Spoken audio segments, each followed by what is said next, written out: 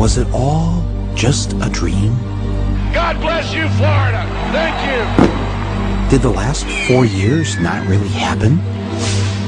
Look, there's Ben Affleck. He's often in my dreams. And the taxi driver guy, he was there too. And little Stevie Wonder, he seemed so happy, like a miracle had taken place.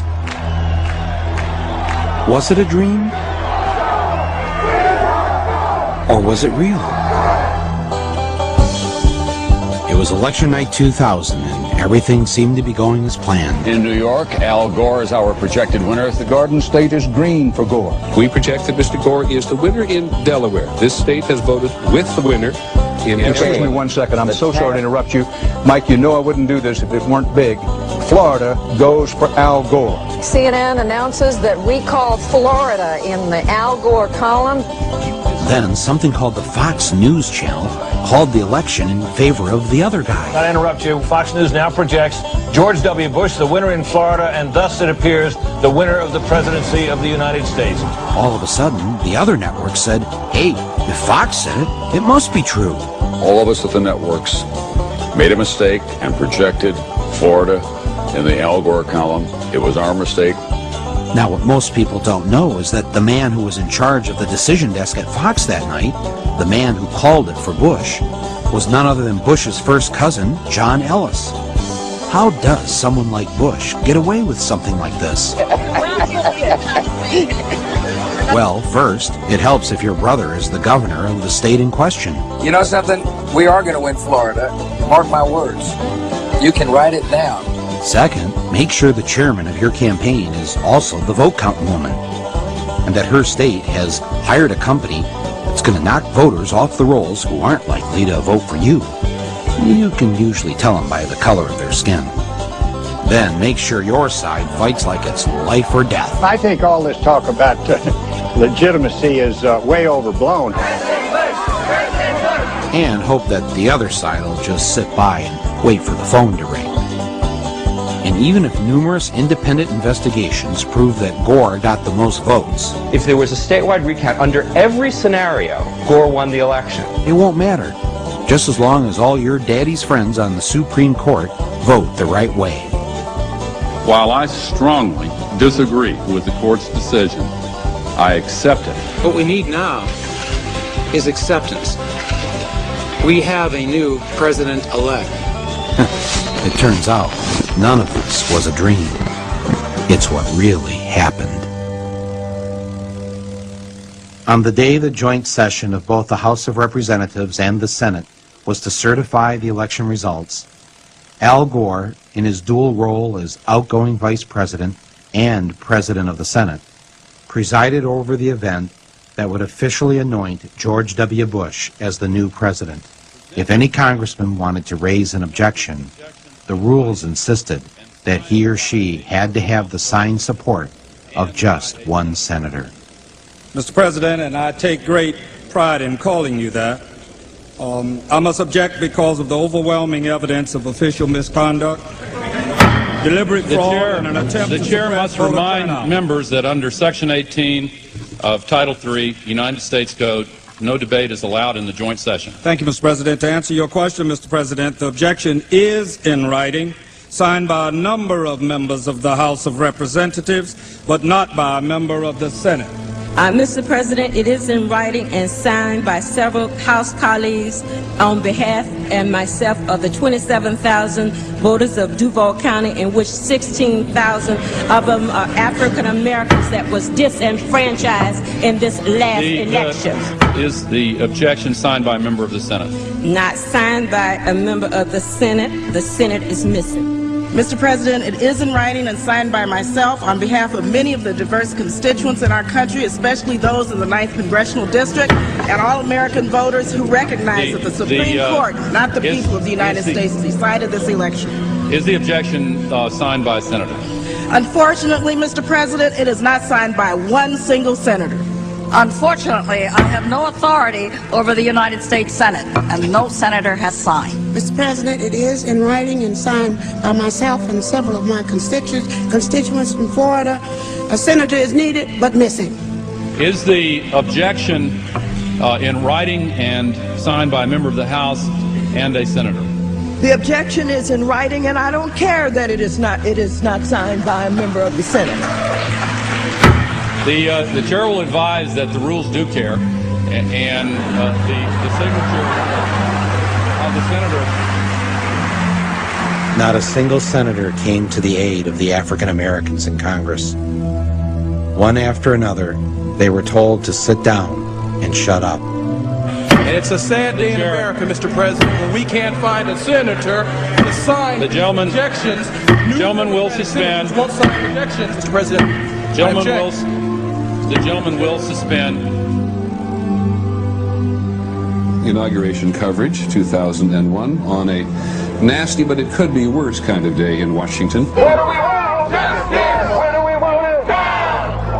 On the day George W. Bush was inaugurated, tens of thousands of Americans poured into the streets of D.C. in one last attempt to reclaim what had been taken from them. They pelted Bush's limo with eggs and brought the inauguration parade to a halt. The plan to have Bush get out of the limo for the traditional walk to the White House was scrapped. Bush's limo hit the gas to prevent an even larger riot. No president had ever witnessed such a thing on his inauguration day.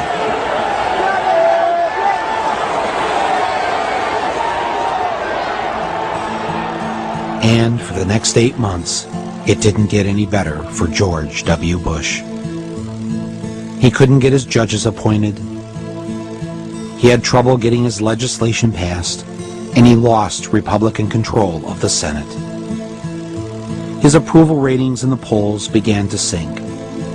He was already beginning to look like a lame duck president. With everything going wrong, he did what any of us would do. He went on vacation.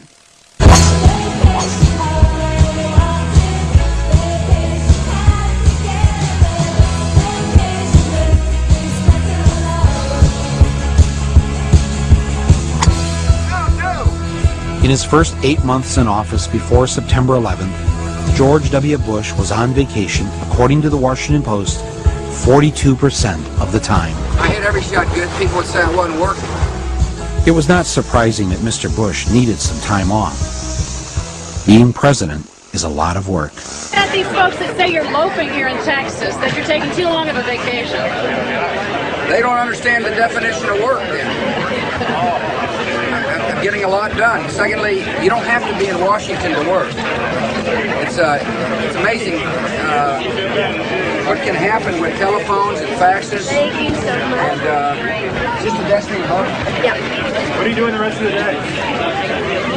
Karen Hughes is coming over. We're working on some things. And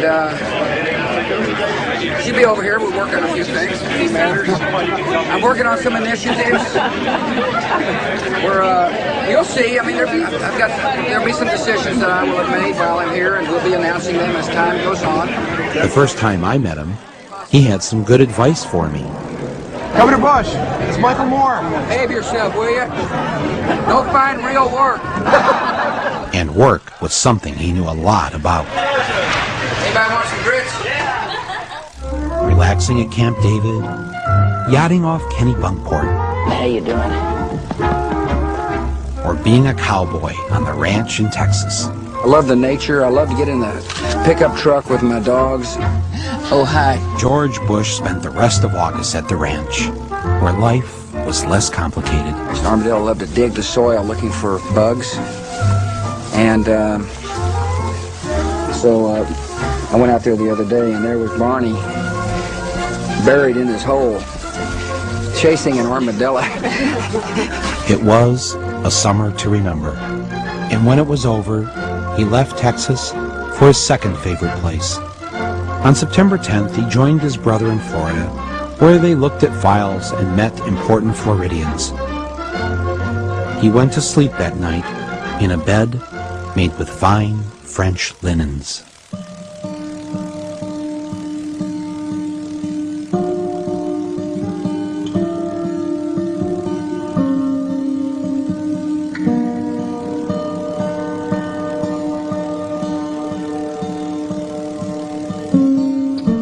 suppose he's pretty confident on those numbers on Iraqi security forces?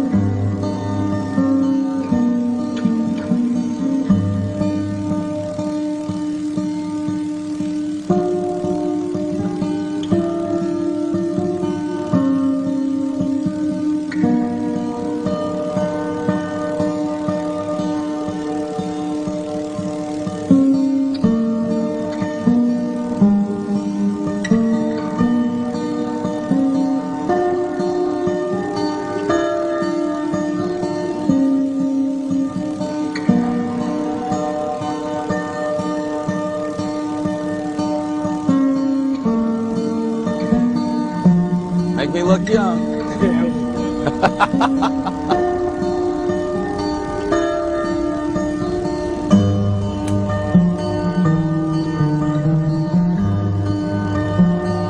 Yeah, I got a little sort of air noise. Yeah, just don't turn it up too much so I don't blow my head off.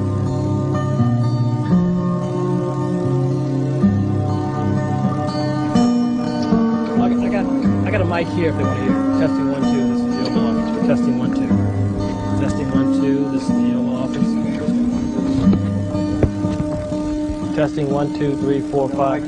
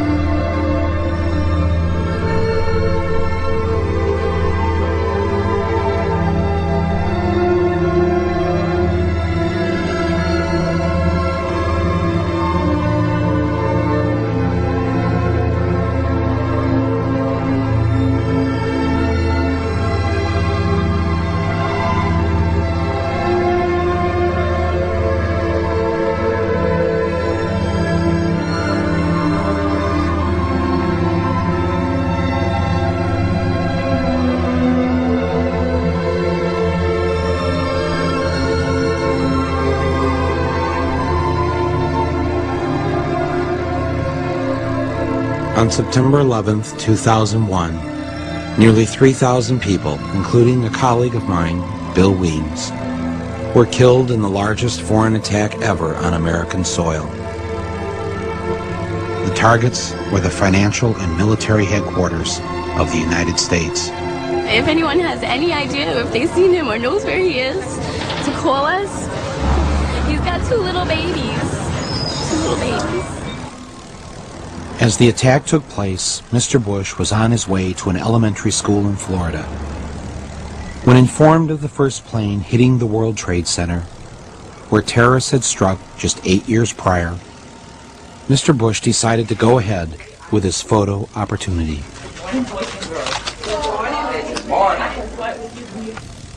Read this word the fast way. Get ready. Mad. Yes, mad. Get ready. Mad.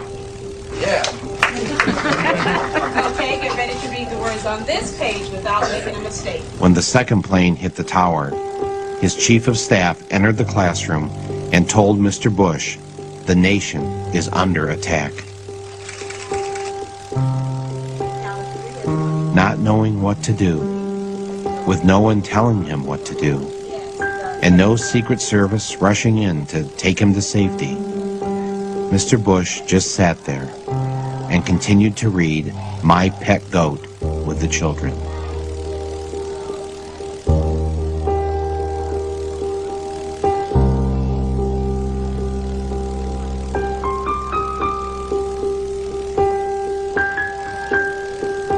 Nearly 7 minutes passed with nobody doing anything.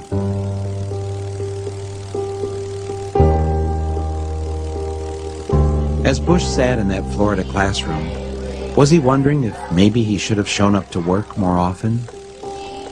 Should he have held at least one meeting since taking office to discuss the threat of terrorism with his head of counterterrorism? Or maybe Mr. Bush was wondering why he had cut terrorism funding from the FBI. Or perhaps he just should have read the security briefing that was given to him on August 6, 2001, which said that Osama bin Laden was planning to attack America by hijacking airplanes. But maybe he wasn't worried about the terrorist threat because the title of the report was too vague. I believe the title was Bin Laden Determined to Attack Inside the United States.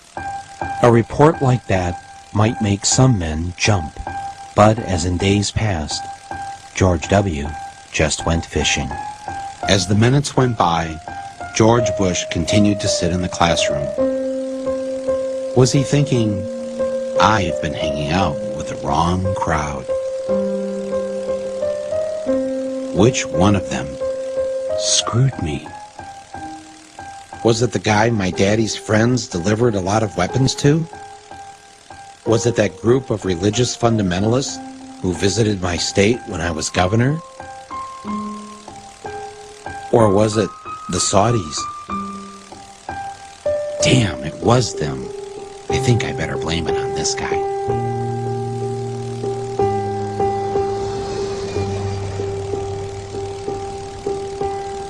In the days following September 11th, all commercial and private airline traffic was grounded. The FAA has taken the action to close all of the airports in the United States. Even grounding the president's father, former President Bush, on a flight forced to land in Milwaukee. Thousands of travelers were stranded, among them Ricky Martin, due to appear at tonight's Latin Grammy Awards. Not even Ricky Martin could fly. But really, who wanted to fly? No one. Except the Bin Ladens.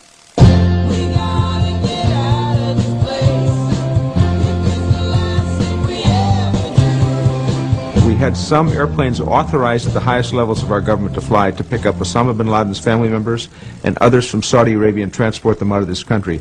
It turns out that the White House approved planes to pick up the Bin Ladens and numerous other Saudis. At least 6 private jets and nearly 24 commercial planes carried the Saudis and the Bin Ladens out of the U.S. after September 13th. In all, 142 Saudis, including 24 members of the Bin Laden family, were allowed to leave the country.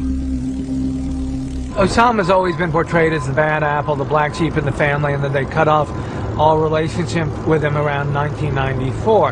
In fact, things are much more complicated than that. You mean Osama has had contact with other family members? That's right. In the summer of 2001, just before 9/11, one of Osama's sons got married in Afghanistan, and several family members showed up at the wedding. Bin Laden. That's right. So they've not cut off completely. That's really an exaggeration. We now welcome to Larry King Live. Good to see him again. Prince Bandar, the ambassador of the Kingdom of Saudi Arabia to the United States. We had about 24 members of Bin Laden's family. And in America, students, and His Majesty felt it's not fair for those innocent people to be subjected to any harm. On the other hand, we understood, had a high emotion, so with coordination with the FBI, we got them all out. This is retired FBI agent Jack Clunan. Before 9/11, he was a senior agent on the joint FBI-CIA Al-Qaeda task force. I, as an investigator, would not want these people to have left. I think in the case of the Bin Laden family, I think it would have been prudent. Hand the subpoenas out, have them come in, get on the record. You know, get on the record. That's the proper procedure. Yeah. How many people were pulled off of airlines after that coming into the country who were what? They were from the Middle East, or they fit a very general picture. We held hundreds of and weeks and months at a time. Did the authorities do anything when the Bin Ladens tried to leave the country? No, they were identified at the airport. They looked at their passports, and they were identified. Well, that's what would happen to you or I if we were exactly. Exactly. So a little interview, check the passport. What else? Nothing. I don't know about you, but usually when the police can't find a murderer, don't they usually want to talk to the family members to find out where they think he might be? You have no idea where your husband might be. Well, if you should hear anything, let us know, will you? You willing to come downtown and give us a statement? This gonna take long? You got the time. Mine's worth money, yours isn't. Send in a bill. I asked you a question. You're here to answer them, not ask them. Now, you listen to me, cop. I pay your salary. All right, sit down. I'm gonna earn it. Yeah, that's how cops do it. What was going on here? I think we need to know a lot more about that. That needs to be the subject of a significant investigation. What happened? How did it happen? Why did it happen? And who authorized it? Trying to imagine what those poor bastards were feeling when they were jumping out of that building to their death. Those young guys and cops and firemen that ran into that building never asked a question, and they're dead. And families' lives are ruined, and they'll never have peace. And if I had to inconvenience a member of the Bin Laden family with a subpoena or a grand jury, do you think I'd lose any sleep over it? Not for a minute, Mike. No one would question it. No, it's right. Not even the biggest civil libertarian. No, it's no just, one would question. It's just, you know, you got a lawyer, fine. Counselor, fine. Mr. Bin Laden, this is why I'm asking you. It's not because I think that you're anything. I just want to ask you the questions that I would anybody. Right. And that's all. None of this made any sense. Can you imagine in the days after the Oklahoma City terrorist bombing, President Clinton helping to arrange a trip out of the country for the McVeigh family? What do you think would have happened to Clinton if that had been revealed? Bandar, do you know the Bin Laden family? I do very well. What are they like? They're really lovely human beings. He is the only one I don't know him well, but I met him only once. What was the circumstance under which you met him? This is ironic. In mid-80s, if you remember, we in the United States were supporting the Mujahideen to liberate Afghanistan from the Soviets. He came to thank me for my efforts to bring the Americans, our friends, to help us against the atheists, he said the communists. Isn't it ironic? Norris, he came to thank you for helping bring America to help him. And now he may be responsible for bombing America. Absolutely. What did you make of him when you met him? I was not impressed, to be honest with you. Not impressed? No, I thought he was simple and very quiet guy. A simple and quiet guy whose family just happened to have a business relationship with the family of George W. Bush. Is that what he was thinking about? Because if the public knew this, it wouldn't look very good. Was he thinking, you know, I need a big black marker?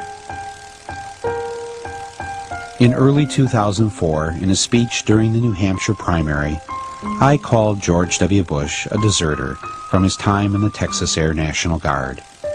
In response, the White House released his military records in the hopes of disproving the charge. What Bush didn't know is that I already had a copy of his military records, uncensored, obtained in the year 2000. And there is one glaring difference between the records released in 2000 and those he released in 2004. A name had been blacked out. In 1972, 2 airmen were suspended for failing to take their medical examination. One was George W. Bush, and the other was James R. Bath. In 2000, the documents show both names. But in 2004, Bush and the White House had Bath's name blacked out. Why didn't Bush want the press and the public to see Bath's name on his military records? Perhaps he was worried that the American people would find out that at one time James R. Bath was the Texas money manager for the Bin Ladens. Bush and Bath had become good friends when they both served in the Texas Air National Guard.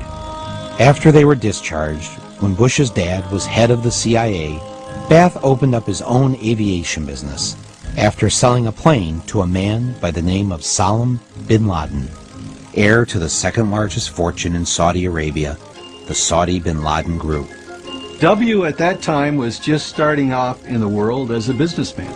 Because he's a guy who's always tried to emulate his father, he decided to go into the oil business. He founded an oil company, a drilling company out in West Texas called Arbusto, which was very, very good at drilling dry holes that nothing came out of. But the question has always been, where did this money come from? Now his dad was rich. His dad could have done this for him, but his dad didn't do this for him. There's no indication that Daddy wrote a check to start him off in this company.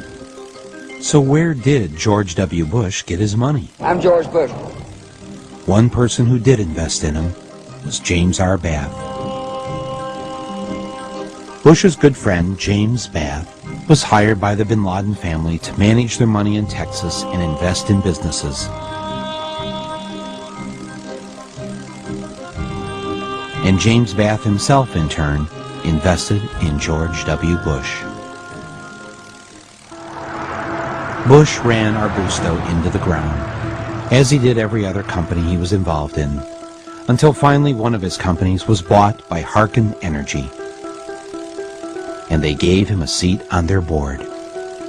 A lot of us have suspected through the years that there has been Saudi oil money involved in all of these companies. Harken, Spectrum 7, Arbusto Drilling, all of the Bush companies, whenever they got into trouble, there were these angel investors who flowed money into the companies. So the question is, why would Saudis, who had all the oil in the world, go around the globe to invest in this lousy oil company? And the thing is, it had one big asset. Harken had one thing going for it, which is that George W. Bush was on its board of directors at a time when his father was president of the United States. When you're the president's son and you've got unlimited access combined with some credentials from a prior campaign, in Washington, D.C., people tend to respect that. I mean, access is power. And I can find my dad and talk to him any time of the day. Yes, it helps to be the president's son, especially when you're being investigated by the Securities and Exchange Commission. In 1990, when Mr. Bush was a director of Harken Energy, he received this memo from company lawyers, warning directors not to sell stock if they had unfavorable information about the company. 1 week later, he sold $848,000 worth of Harken stock. 2 months later, Harken announced losses of more than $23 million. The James Baker law partner who helped Bush beat the rap from the SEC was a man by the name of Robert Jordan, who, when George W. became president, was appointed ambassador to Saudi Arabia. After the Harken debacle, the friends of Bush's dad got him a seat on another board of a company owned by the Carlyle Group. We wanted to look at which companies actually gained from September 11th. Turned up this company, Carlyle Group. The Carlyle Group is a multinational conglomerate that invests in heavily government-regulated industries like telecommunications, healthcare, and particularly defense. Both George W. Bush and George H.W. Bush worked for the Carlyle Group, the same company that counted the bin Laden family among its investors. Carlyle Group was holding its annual investor conference on the morning of September 11th in the Ritz-Carlton Hotel in Washington, D.C. At that meeting were all of the Carlyle regulars. James Baker, likely John Major, definitely George H.W. Bush, though he left the morning of September 11th. Shafiq bin Laden, who is Osama bin Laden's half-brother, and was in town to look after his family's investments in the Carlyle Group. All of them together in one room watching as the planes hit the towers, and that in fact the bin Laden family was invested in one of their defense funds, which ironically meant that as the United States started increasing its defense spending, the bin Laden family stood to gain from those investments through the Carlyle Group. Our Commander-in-Chief, President George W. Bush. With all the weapons companies it owned, the Carlyle Group was, in essence, the 11th largest defense contractor in the United States. Thanks a lot. It owned United Defense, makers of the Bradley Armored Fighting Vehicle. September 11th guaranteed that United Defense was going to have a very good year. Just 6 weeks after 9/11, Carlyle filed to take United Defense public, and in December made a one-day profit of $237 million. But sadly, with so much attention focused on the bin Laden family being important Carlyle investors, the bin Ladens eventually had to withdraw. Bush's dad, though, stayed on as senior advisor to Carlyle's Asia board for another 2 years. As unseemly as it seems to know that George H.W. Bush was meeting with the bin Laden family while Osama was a wanted terrorist well before September 11th.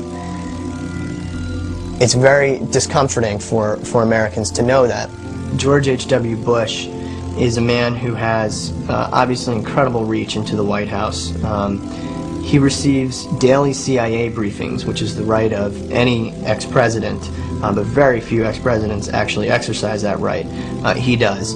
And I think in a very real way, they are benefiting from the confusion that arises when George H.W. Bush visits Saudi Arabia on behalf of Carlyle and meets with the royal family and meets with the bin Laden family. Is he representing the United States of America, or is he representing an investment firm in the United States of America, or is he representing both? This company is about money. It's not about conspiracies to run the world or engineer political maneuvering and things like that. It's about making money, and it's about making a lot of money, and they've done very well. To get you on the record on this question, in the White House view, there's no ethical conflict in former President Bush and former Secretary of State Jim Baker using their contacts with world leaders to represent one of the most well-known military arms dealers, the Carlyle Group. The President has full faith that his family will conform with all proper ethics laws, and will act properly in their conduct. Okay, so let's say one group of people, like the American people, pay you $400,000 a year to be President of the United States. But then another group of people invest in you, your friends, and their related businesses $1.4 billion over a number of years. Who are you going to like? Who's your daddy? Because that's how much the Saudi royals and their associates have given the Bush family, Morning, everybody. Oh, we know their friends, How are you, sir? and their related businesses in the past 3 decades. Seems like a very nice reunion with friends. Is it rude to suggest that when the Bush family wakes up in the morning, they might be thinking about what's best for the Saudis instead of what's best for you or me? Yes, know each other. Because $1.4 billion just doesn't buy a lot of flights out of the country. It buys a lot of love.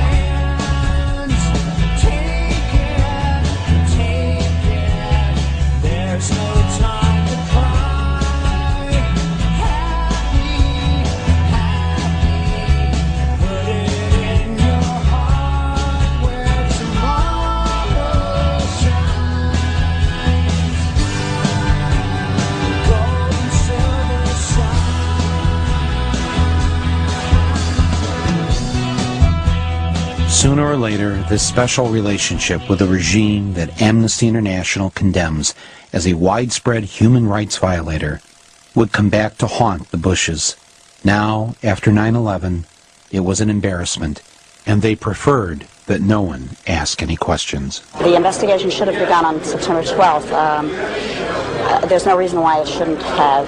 3,000 people were dead. It was a murder, and it should have gotten started immediately. First, Bush tried to stop Congress from setting up its own 9/11 investigation. It's important for us to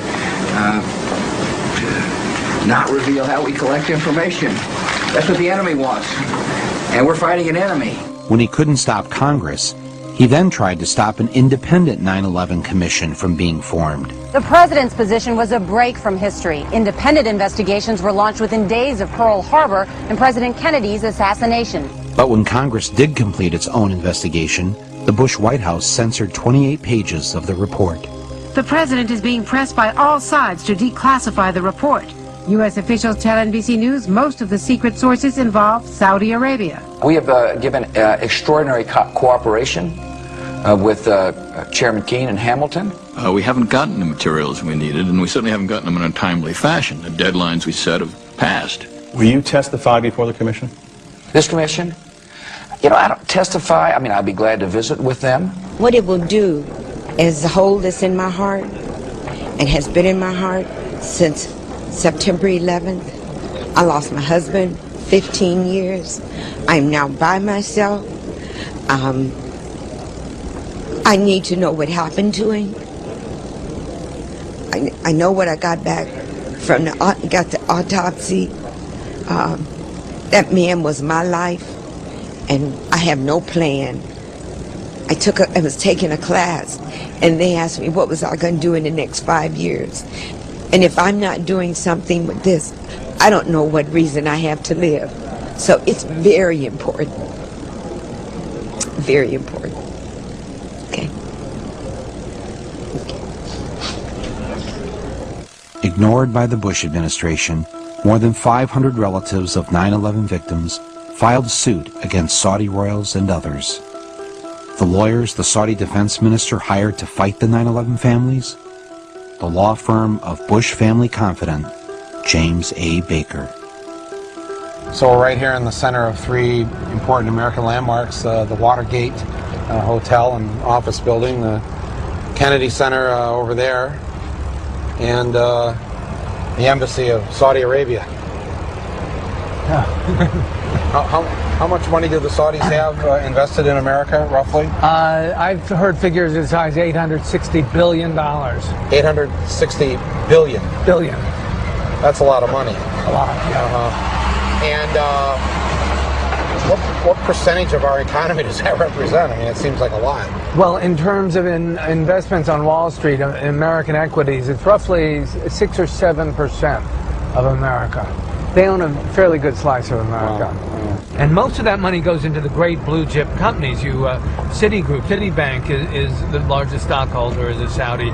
AOL Time Warner has big Saudi investors. So I read where like the Saudis have $1 trillion in our banks of their money. What would happen if like one day we just pulled that $1 trillion out? $1 trillion? That would be an enormous blow to the economy. Right.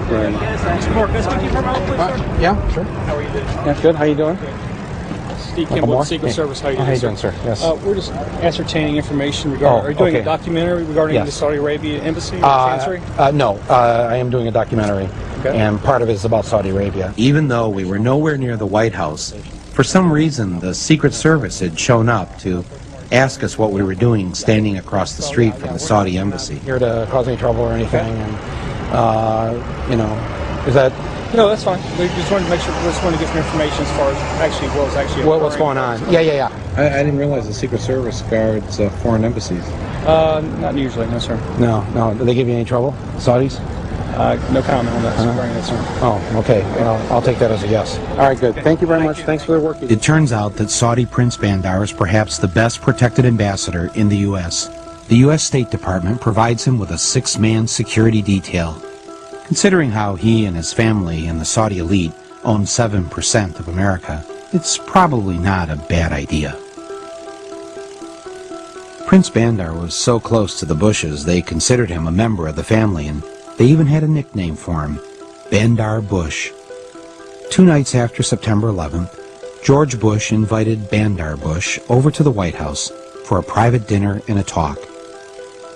Even though bin Laden was a Saudi, and Saudi money had funded Al-Qaeda, and 15 of the 19 hijackers were Saudis, here was the Saudi ambassador casually dining with the president on September 13th. What were they talking about? Were they commiserating or comparing notes? Why would Bandar's government block American investigators from talking to the relatives of the 15 hijackers? Why would Saudi Arabia become reluctant to freeze the hijackers' assets? The two of them walked out on the Truman balcony so that Bandar could smoke a cigar and have a drink. In the distance, across the Potomac, was the Pentagon, partially in ruins. I wonder if Mr. Bush told Prince Bandar not to worry, because he already had a plan in motion. You come in September 12th, ready to plot what response we take to Al-Qaeda. Let me talk about the response that you got from top administration officials. On that day, what did the president say to you? The president, in a very intimidating way, left us, me and my staff, with the clear indication that he wanted us to come back with the word that there was an Iraqi hand behind 9/11, because they had been planning to do something about Iraq from before the time they came into office. Did he ask about any other nations other than Iraq? No, not at all. It was Iraq, Saddam, find out, get back to me. And were his questions more about Iraq than about Al-Qaeda? Absolutely. Absolutely. He didn't ask me about Al-Qaeda. And the reaction you got that day from the defense secretary, Donald Rumsfeld, from his assistant, Paul Wolfowitz? Well, Donald Rumsfeld said, when we talked about bombing the Al-Qaeda infrastructure in Afghanistan, he said there were no good targets in Afghanistan. Let's bomb Iraq. And we said, but Iraq had nothing to do with this. And that didn't seem to make much difference. And the reason they had to do Afghanistan first was it was obvious that Al-Qaeda had attacked us, and it was obvious that Al-Qaeda was in Afghanistan. The American people wouldn't have stood by if we had done nothing on Afghanistan.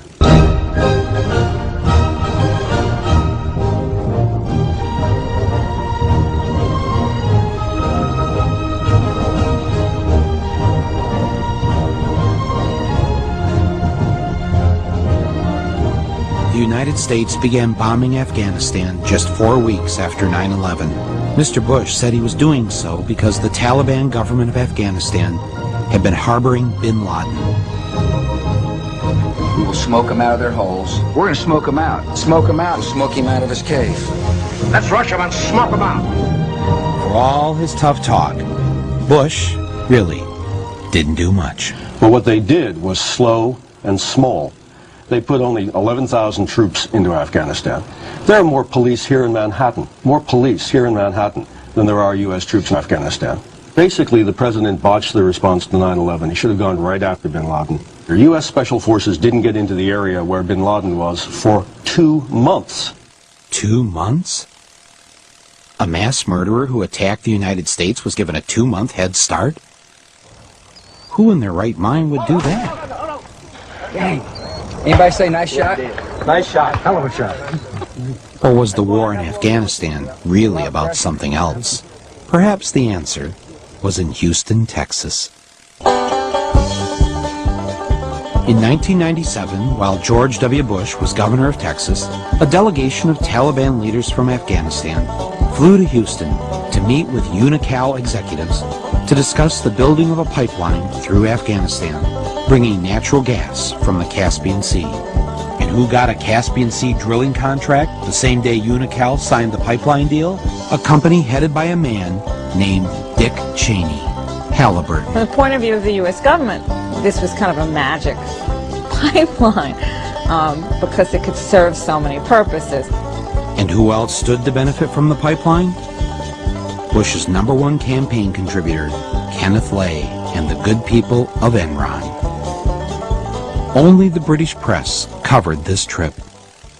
Then, in 2001, just 5.5 months before 9/11, the Bush administration welcomed a special Taliban envoy to tour the United States to help improve the image of the Taliban government. You have imprisoned the women. It's a horror, let me tell you. And I'm really sorry to your husband. He met have a very difficult time with you. Here is the Taliban official visiting our State Department to meet with U.S. officials. Why on earth would the Bush administration allow a Taliban leader to visit the United States, knowing that the Taliban were harboring the man who bombed the USS Cole and our African embassies? Well, I guess 9/11 put a stop to that. When the invasion of Afghanistan was complete, we installed its new president, Hamid Karzai. Who was Hamid Karzai? He was a former advisor to UNICAL. Bush also appointed as our envoy to Afghanistan, Zalmay Khalilzad, who was also a former UNICAL advisor. I guess you can probably see where this is leading. Faster than you can say black gold Texas tea, Afghanistan signed an agreement with their neighboring countries to build a pipeline through Afghanistan carrying natural gas from the Caspian Sea. Oh, and the Taliban? Well, they mostly got away. As did Osama bin Laden and most of Al-Qaeda. Terror is bigger than one person. And he's a person who's now been marginalized. So I don't know where he is. Nor do, I just don't spend that much time on him, Kelly, to be honest with you. Didn't spend much time on him? What kind of president was he? I'm a war president. I make decisions here in the Oval Office in foreign policy matters with war on my mind. With the war in Afghanistan over and bin Laden forgotten, the war president had a new target. The American people. We've got an unusual terror warning from the feds to tell you about. Fox News has obtained an FBI bulletin that warns terrorists could use pen guns, just like in James Bond, filled with poison as weapons. Good evening, everyone. America is on high alert tonight, just 4 days before Christmas. A possible terror threat as bad as or worse than 9/11. But where? How? There's nothing specific to report. Be on the lookout for model airplanes packed with explosives. And the FBI is warning ferries may be considered particularly at risk for hijacking. Could these cattle be a target for terrorists? Fear works. Fear does work, yes. You can make people do anything if they're afraid. And how do you make them afraid? Well, you make them afraid by creating an aura of endless threat. They played us like an organ. They raised the orange, and then up to red, and then they dropped it back to orange. I mean, they gave these mixed messages which were crazy-making. The world has changed after September the 11th. It's changed because we're no longer safe. Fly and enjoy America's great destination spots. We've entered what may very well prove to be the most dangerous security environment the world's known. Take your families and enjoy life. Terrorists are doing everything they can to gain even deadlier means of striking us. Get down to Disney World in Florida. It's like training a dog. You tell them sit down and you tell them to roll over at the same time. Dog doesn't know what to do. Well, the American people were being treated like that. It was really very, very skillfully and ugly in what they did. We must stop the terror. I call upon all nations to do everything they can to stop these terrorist killers. Thank you. Now watch this drive. All right, this is another.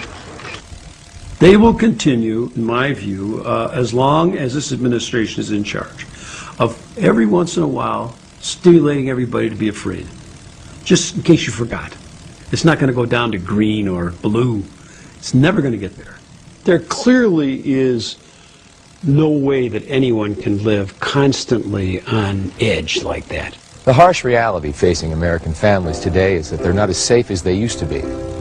Drug dealers and users looking for their next fix, gangs who roam the streets in search of their next victim, and the growing threat of terrorists means the need for protection is ever greater. And now, that protection is here. Zytec Engineering, LLC, has developed and tested a safe room, finally affordable to the average American citizen.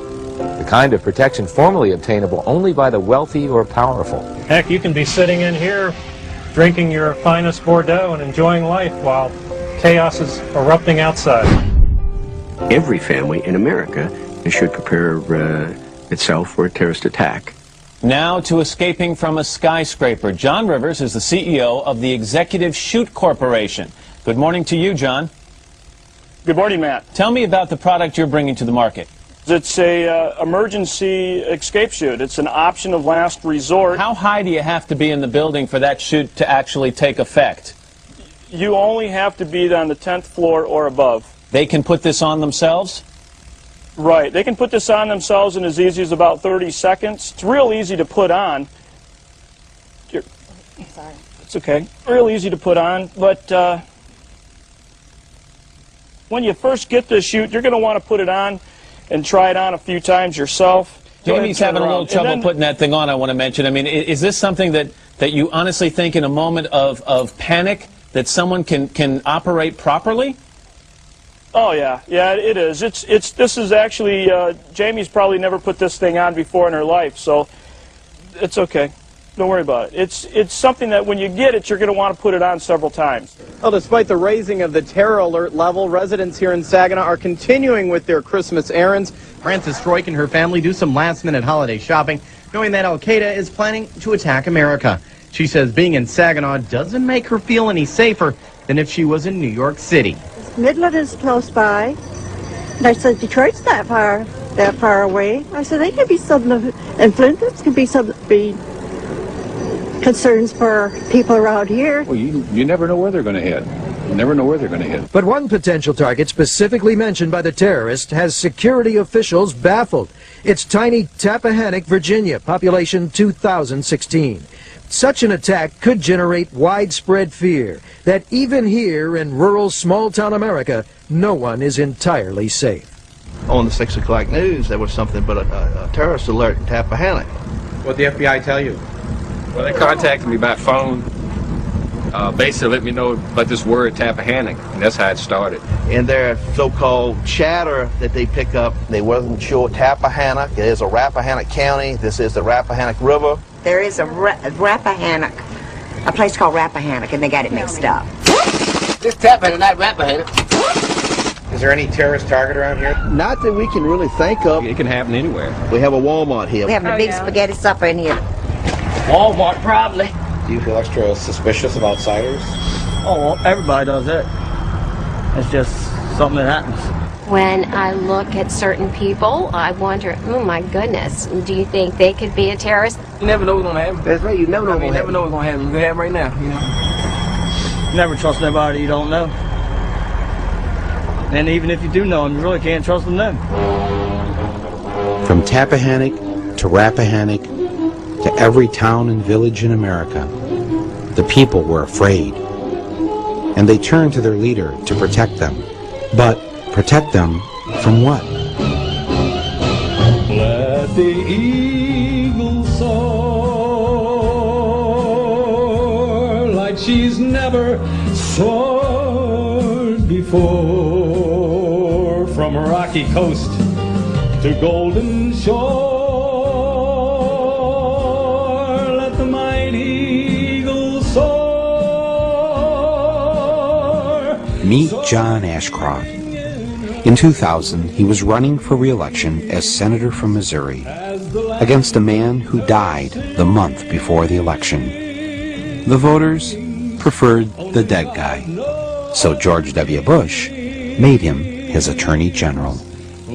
He was sworn in on a stack of Bibles, because when you can't beat a dead guy, you need all the help you can get. During the summer before 9/11, Ashcroft told acting FBI Director Thomas Pickard that he didn't want to hear anything more about terrorist threats. Mr. Watson had come to you and said that the CIA was very concerned that there would be an attack. You said that you told the Attorney General this fact repeatedly in these meetings. Is that correct? I told him at least on 2 occasions. And you told the staff, according to this statement, that Mr. Ashcroft told you that he did not want to hear about this anymore. Is that correct? That is correct. His own FBI knew that summer that there were al-Qaeda members in the U.S. and that bin Laden was sending his agents to flight schools around the country. But Ashcroft's Justice Department turned a blind eye and a deaf ear.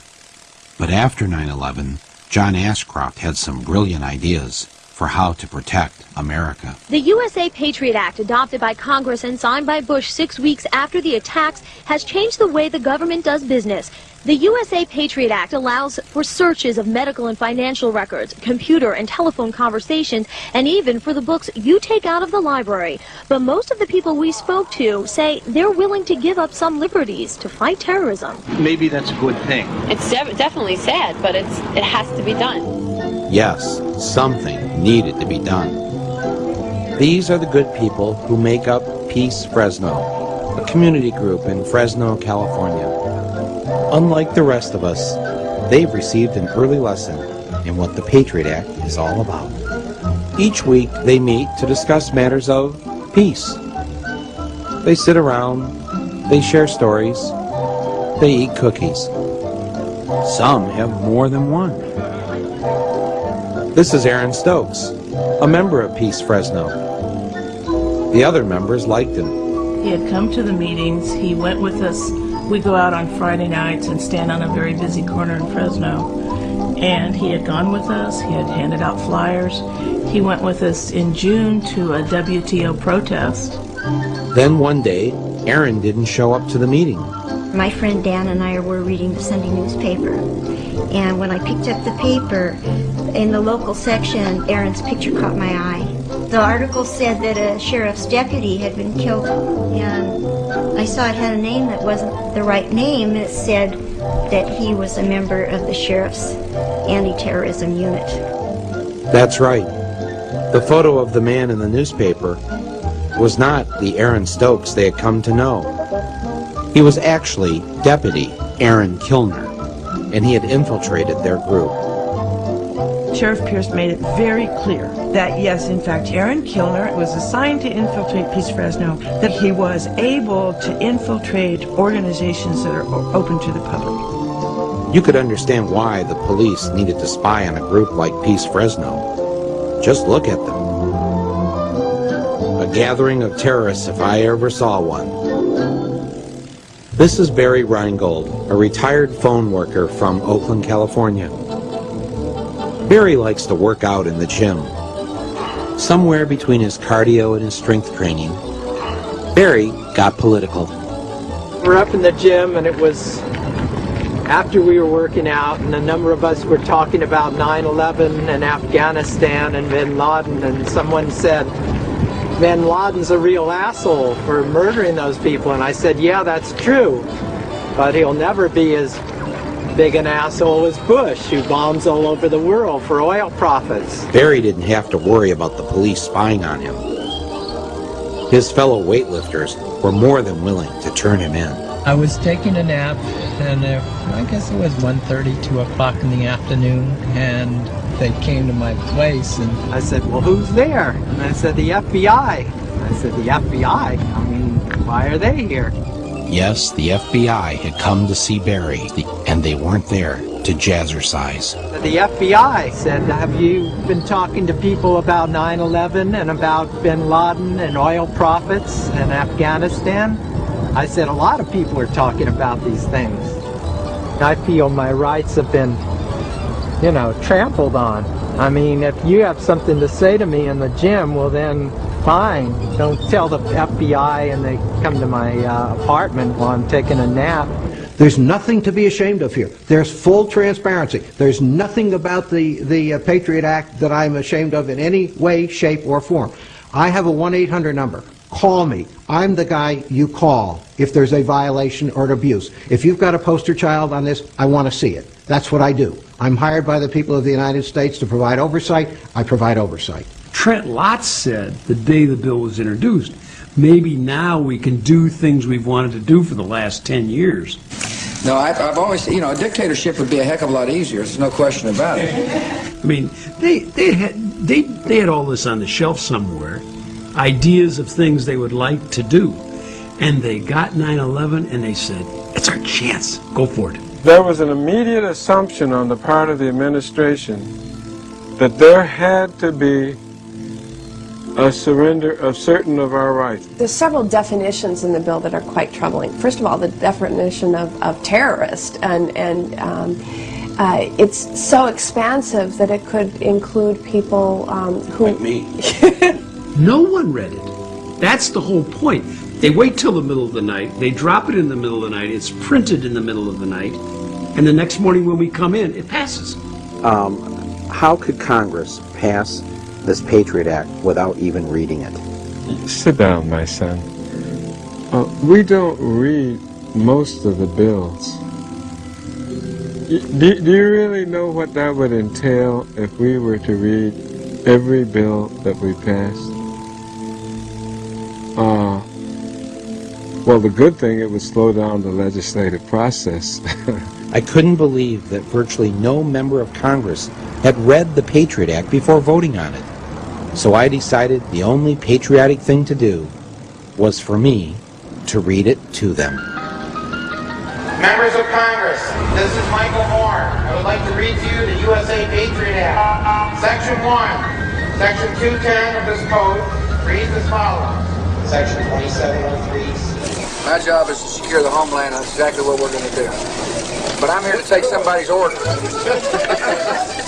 That would be you, Stretch. What would you like? Right behind you. I'm going to order some ribs. We all know you can't secure the homeland on an empty stomach. And in order to remain secure, everyone needs to sacrifice. Especially little Patrick Hamilton. I'm sure each of us has our own personal airport security horror story. But here's my favorite. The terrorist threat that was posed by his mommy's breast milk. I thought, well, if I just put a little bit on my lips, then that would be sufficient, because obviously I'm tasting it. And she looked at me, and I felt like she was telling me, you need to chug that. She goes, no, you need to drink more. And of a 4-ounce bottle, I wound up drinking 2 more ounces of breast milk that then, because it's touched my lips, has to be tossed. While Homeland Security was making sure breast milk was kept off our planes, they were also doing everything possible to ensure no one could light a firebomb on board. I can bring that on the plane? Actually, you can, yes, you're fine. Oops, 1 too many books of matches. You can have 4 books of matches and 2 lighters. When we already have the experience of Richard Reed, the shoe bomber, who would have blown up an airplane with his shoe bomb had he had a butane lighter, according to the FBI, why would the Transportation Security Agency say it's okay to take 4 books of matches and 2 butane lighters in your pockets as you board an airplane? I'm guessing that somebody put pressure on them to say, you know, when an airplane lands, people want to light up pretty quickly, so don't take their lighters away. Okay, let me see if I got this straight. Old guys in the gym, bad. Peace groups in Fresno, bad. Breast milk, really bad. But matches and lighters on the plane, oh, hey, no problem. Was this really about our safety? Or was something else going on? This is where the Pacific Ocean meets the shores of Oregon. Over 100 miles of beautiful, open coastline on our border. And, thanks to the budget cutbacks, the total number of state police protecting it? 1. Part-time. Meet Trooper Brooks. I maybe get a chance to hit this stretch of highway once, maybe twice a week during my shifts. You know, it's just to even drive up here and look. You know, I mean, as far as I know, somebody could, there's lots of things they could do. I don't even want us to expect, because it just makes me ill inside. Back at the State Trooper Patrol Office, thanks to the budget cuts, Trooper Kenyon had to come in on his day off to catch up on some paperwork. For the most part, especially during the summertime when people show up here, this is exactly what they get. They close the door. They can read the sign about the office closure, and it just basically explains that, you know, due to our cutbacks, our office is not open for administrative business. And there's a little sign down at the bottom that explains when the office is closed, that they can use the phone booth to get in touch with our dispatch. Ironically enough, that phone is a piece of junk. It doesn't work very well, so half the time they pick up the phone and dispatch gets a bunch of static and they don't hear anything. For Tuesday, there'll be no troop on patrol. Wednesday, there'll be no troop on patrol. Thursday, there'll be no troop on patrol. You get calls all the time. People will call in a suspicious vehicle or somebody looking suspicious, you know, and I don't hardly ever respond to that anymore. I just don't have the time to do it. One night I asked, how many people do we have in the state of Oregon on duty tonight? And we had 8 troopers on for the entire state of Oregon working. I think, you know, Oregon is a prime example that Homeland Security is not as secure as what I think people would like to believe. Nobody sent me any manual that says here's how you catch a terrorist, you know, and if I had that manual I'd read it, but I don't. So yeah.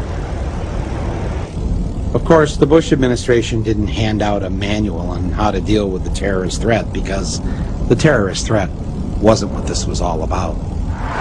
They just wanted us to be fearful enough so that we get behind what their real plan was. 4 minutes. Start from the top. All right. All right. What time? 3 minutes. 30 seconds.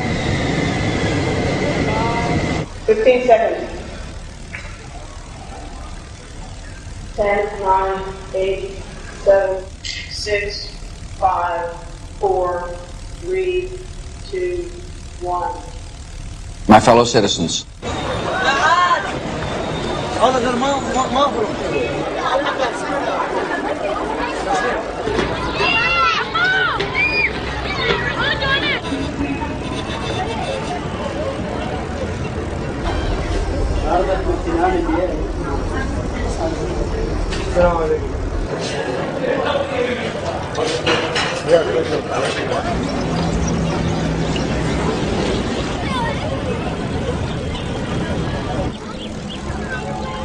at this hour, American and coalition forces are in the early stages of military operations to disarm Iraq, to free its people, and to defend the world from grave danger. On my orders, coalition forces have begun striking selected targets of military importance to undermine Saddam Hussein's ability to wage war.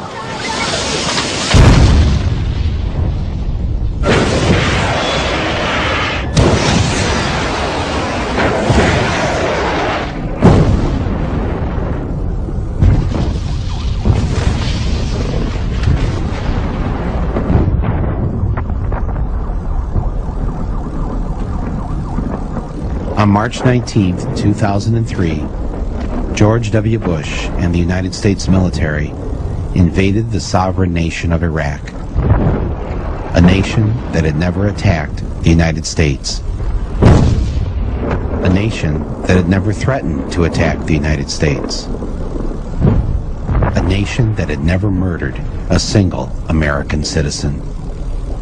شنو ذنبه خلي يقاتلون جندي يقاتلون جندي والله جبنا طلعت عليهم بالدود قلت له يضربني ما يرضى يضربني نقمعهم وهذا اللي بقى الحلفه اجيب علي يعلقه على الحلفه ترى النار يدبق يموت ما يموت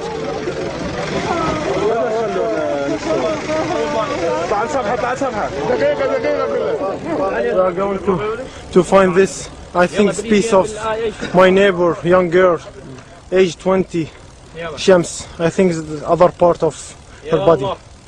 That's all. There is a lot of innocent civilians that were killed, and I think that is because the U.S. Army, you know, we came in and we knew it wasn't going to be easy, and they pretty much at first shot anything that moved. War happens and the fighting starts, you know, it's kind of like we're pumped up, motivated, ready to go. It's the ultimate rush, because you know you're going into the fight to begin with, and then you got a good song playing in the background, and that gets you real fired up, ready to do the job. You can hook your CD player up to the tank's internal communication Charlie box, so that way when you put your helmet on, you can hear it through the helmet. This is the one we listen to the most. This is the one when we kill the enemy. Johnny Poole at the body hit the floor is just fitting for the job we were doing.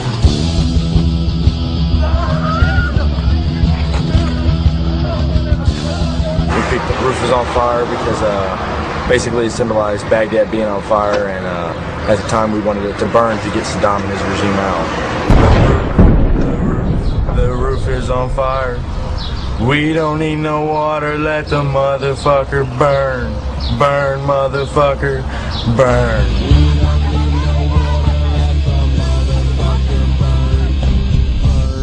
motherfucker.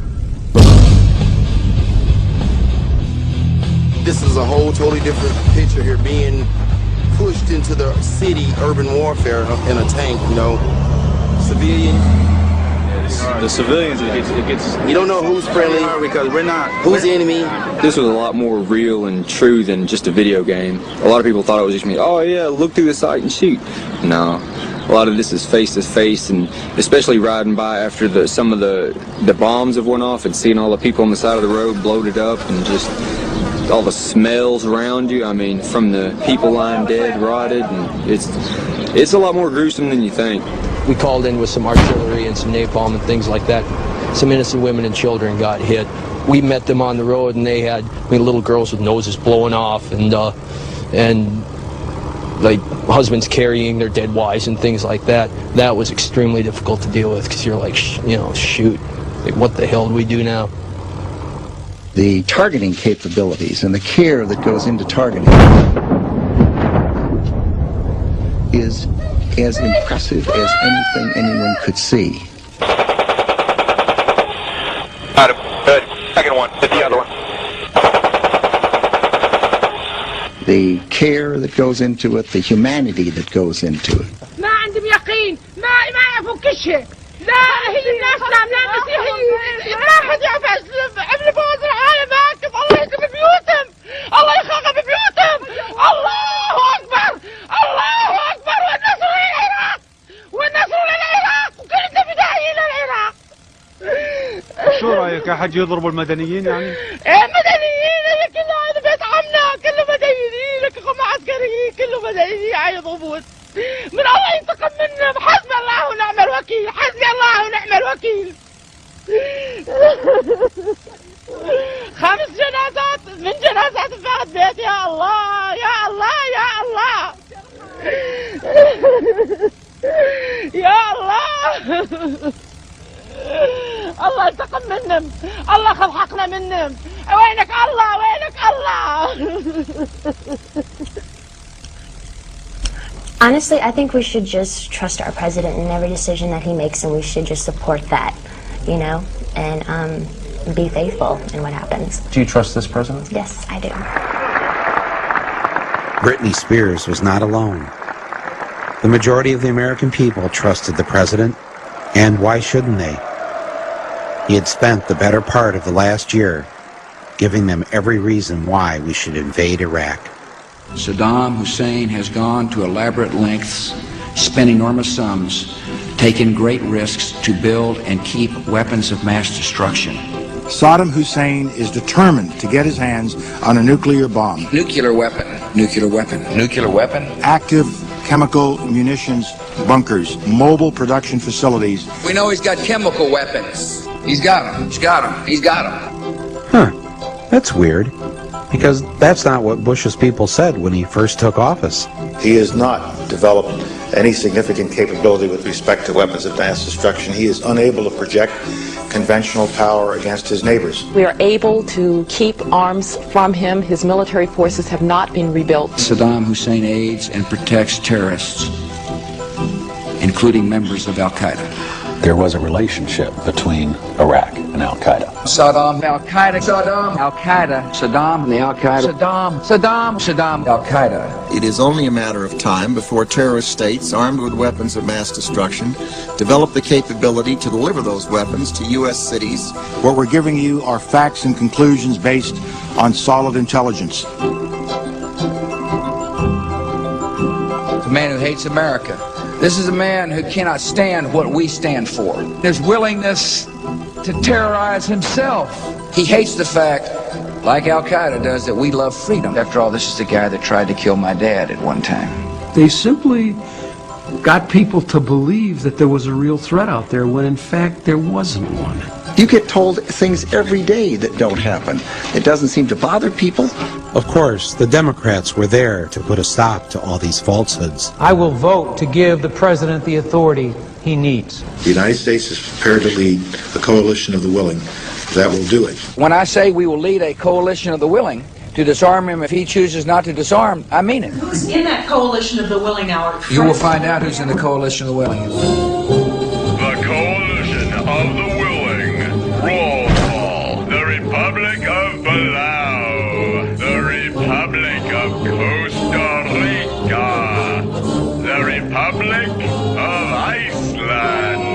course, none of these countries has an army or, for that matter, weapons.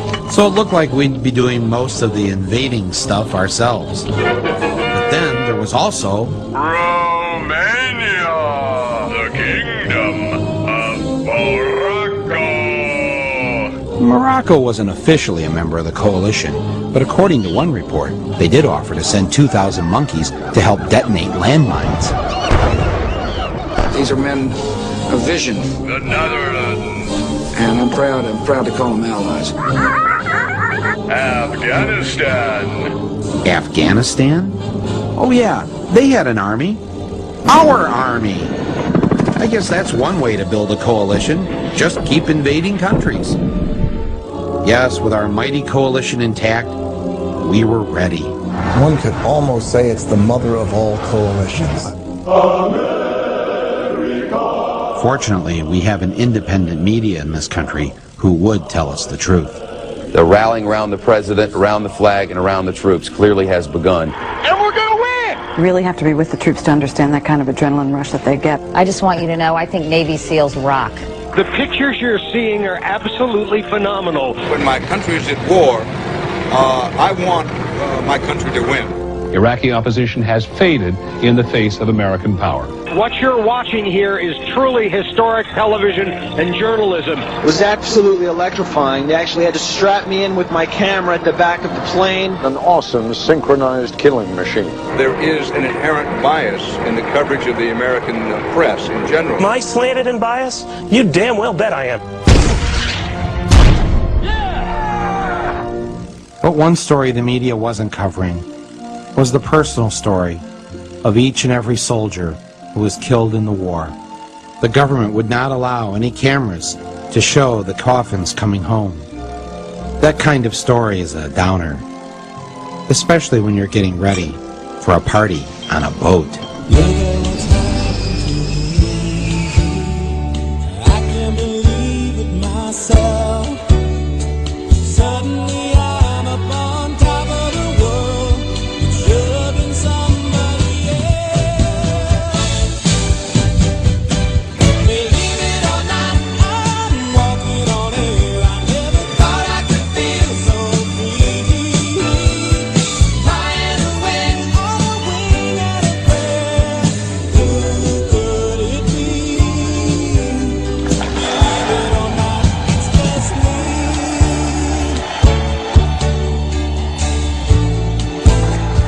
Fellow Americans, major combat operations in Iraq have ended.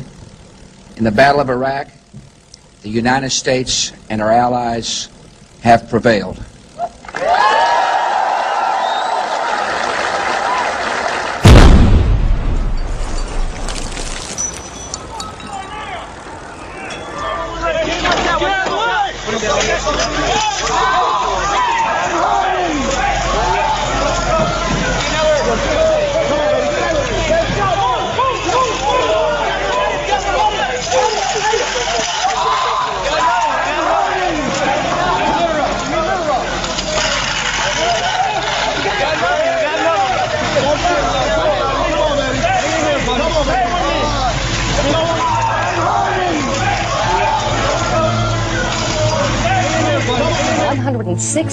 The number of troops killed by hostile fire. 244 U.S. 384 U.S. troops have lost their lives. Killed 484. Died in the line of duty 500. 631 American troops. More than 825 troops have been killed in Iraq. Largest number of American military deaths since Vietnam.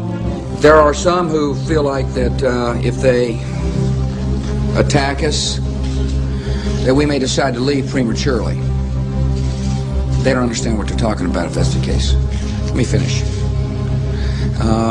There are some who feel like that, you know, the conditions are such that they can attack us there. My answer is bring them on.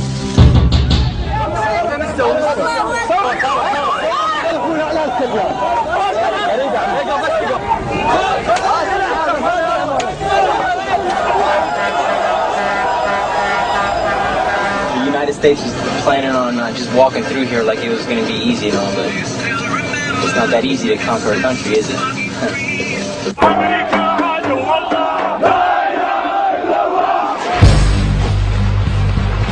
The renewed battle for control of Iraq raged for a fourth day today with street clashes in nearly every corner of the country. Iraq could become, quote, another Vietnam. Officials say they see evidence that Sunni and Shiite extremists might be joining forces. They're not happy they're occupied. I wouldn't be happy if I were occupied either. Everybody, here we go. Come on, party people. Throw your hands in the air. Come on, party people. 2 Japanese aid workers and a journalist kidnapped by men calling themselves the Mujahideen Squadrons. They threaten to burn the hostages alive if Japan does not withdraw its troops from Iraq within 3 days. What's happened? They attacked our convoy. Give us your name. Hamill. Thomas. The Pentagon might keep up to 24,000 troops in combat beyond their tour. I know our numbers in the military have gone down. You know, they talk about retention. You know, never really expected to be deployed this long. I don't think anybody did. I don't have any clue as to why we're still in Iraq. If Donald Rumsfeld was here, I'd ask him for his resignation. With the war not going as planned, and the military in need of many more troops, where would they find the new recruits? Military experts say 3 times the 120,000 U.S. troops now deployed would be needed to pacify and rebuild the country. They would find them all across America, in the places that had been destroyed by the economy, places where one of the only jobs available was to join the Army. Places like my hometown of Flint, Michigan. And I was watching TV one day and they showed like some of the buildings and areas that had been hit by bombs and things like that. And while watching, I got to thinking like, it's parts of Flint that look like that. Exactly. And we ain't been in a war. Look at the neighborhood I live in. Most of them are abandoned. I mean, you know, that's not right. You want to talk about terrorism? Come right here. President Bush right here. Come right here. He knows about this corner. I emailed him.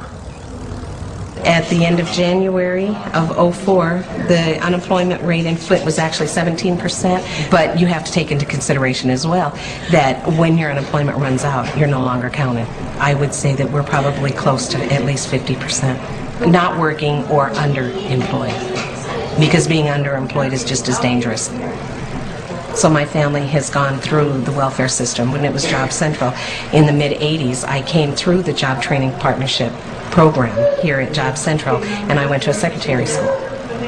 Years later, I'm the executive assistant to the president of the agency. Interesting. My mother used to tell me all the time that, why do you always go for the underdog? It was because the underdog is who needed me. People that don't have anything, that's who I have to fight for, and that's who I have fought for my entire life. I started taking my children and telling my children, the military is a good option. I can't afford to have you go to college. I cannot pay your way. Financial aid will not help you. So I, as a mother, started teaching my children about the options that the military could do. They would take them around the world. They would see all the things that I, as a mother, could not let them see.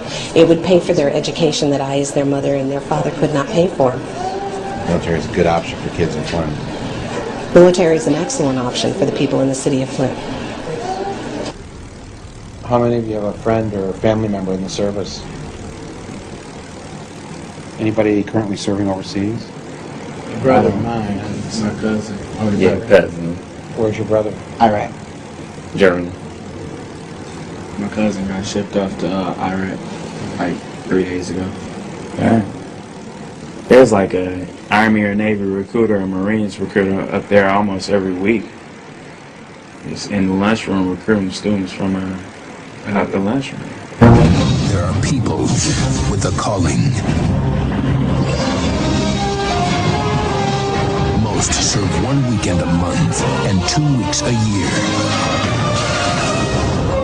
Earning money for college. Protecting their community. In the Army National Guard, you can. I'm going into the Air Force myself. I'm going to take a year off probably after high school and then just go and make a career. I want to be an aircraft maintenance technician. I ran into a recruiter and there was something I noticed about it, and this is kind of on another, it was just, I noticed it was odd. It was more like he was hiring me for a job than recruiting me for the Army. It was the way he approached me. He approached a friend of mine. I was in Borders, Books and Music. He just came up, it was like he was handing us a business card. He had business cards made for the Army and everything.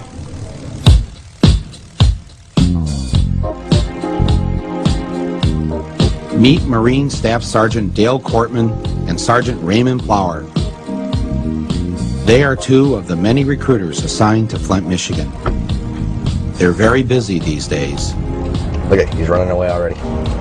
Seen this coming. Yeah. What do we got here? Need a little gangster. Yeah.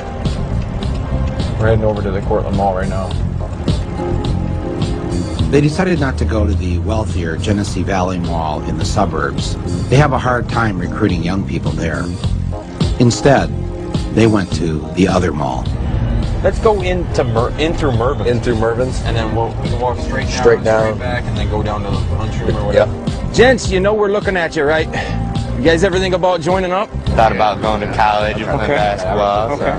So. You any good? Yeah. Oh yeah, especially basketball. Good. You can play ball for the Marine Corps as well. You know, travel around the world, getting on the Marine Corps basketball team. David Robinson was in the military as well. So yeah, you can definitely hook it up. So right now, there's somebody out there who wants to be a Marine but has no idea how to do it. Where you work at? I work at KFC on Dorton Lapeer. You can hook us up with some deals. Yes. They're waiting to get recruited. I don't know. I'm probably gonna try to get a little career in music or something. Career music. Maybe we can get you a career in music. You know, let the Marines go for it. I'm sure you know who Shaggy is, right? Yeah. You know anything about him? Yeah, he the Jamaican. Yeah. How about a former Marine? Oh. Did you know it? You definitely need to know discipline if you're going to get into music. Yeah, I understand. Especially discipline with the money. When you make $1 million, you need to manage that money. So come in the office, we can sit down and talk, show you everything we know about the Marines. Sound like a plan? What do you got going on later this afternoon? How about tomorrow? We say right around 10 o'clock Monday morning. Yeah, that sounds pretty good. Okay. You want me to come pick you up? Better to get them when they're ones and twos. Hey, pal. And work on them that way. How are you? Ladies, you ready to join up? Green hat right behind us. Looks young. He's young. Yeah. Yeah. We got two over here. Yeah. Right over by the red van. Yeah. You go that way, I go this way, we corner them. You're in the 9th grade. Yes, sir. Man, you look older than 9th grade, so. Yes, sir. All right. Here's my card. You ever thought about being a Marine, man? I thought about it. I got a wife and kid now, so. Okay. Even more reason to join up. What I want to do, man, real quick, is just get some information from you so I can scratch you off my list saying I've already talked to you and you know you're not interested. Is that cool? All right. What's your name? What's your phone number? What's your address, Mario? Add another one to the list. However, you know, one would love to have that chance to experience college life, you know, stuff young people can do without having the risk of dying in the process, I guess I can say candidly. The holidays do add a little bit more friction as opposed to just another night, in the fact that we want to give our guys a little bit time off, a little bit time to relax. However, we are in a combat zone. My soldiers do recognize that fact. Everybody's a little bit nervous about it, I guess. We're professionals. We're going to take care of it. I promise. Every house here has the right to have weapons. Maximum, one AK-47. We always expect the targets to be armed.